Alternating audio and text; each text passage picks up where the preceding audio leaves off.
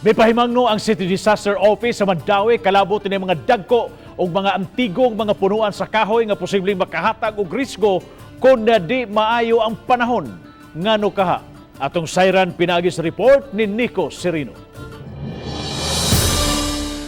Girespondian sa mga personnel sa CDRRMO Mandawi kining dakong kahoy sa barangay Hagubyaw kagabi.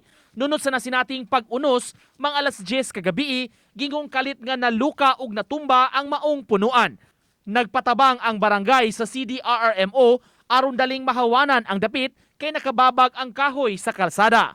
Hangin lang siya, naluka. Naluka siya, and then marag na kuhan siya sa mga wire, sa communication, o sa nasa live wire. So, patawagan ng kuhan ng Biko. Mga usa ka oras milanat ang operasyon aron subling kaagian ang dan.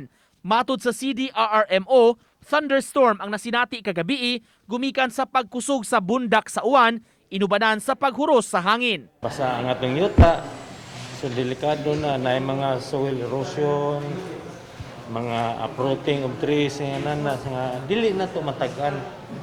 So muna na nga mabinan tayo ng atong kuan taga-barangay. Ang syudad anda mo trimming umamulong sa mga sanga sa mga dagkong punuan sa komunidad nga gitan-aw nga makamugna og kadaot sa katawhan. Apan ilang awhag nga i-coordinate kining daan sa ilang buhatan aron ma-schedule ang operasyon kay ubay-ubay na ang nag-request ni ini. Uban ni Godfrey Relien, Nico Sereno.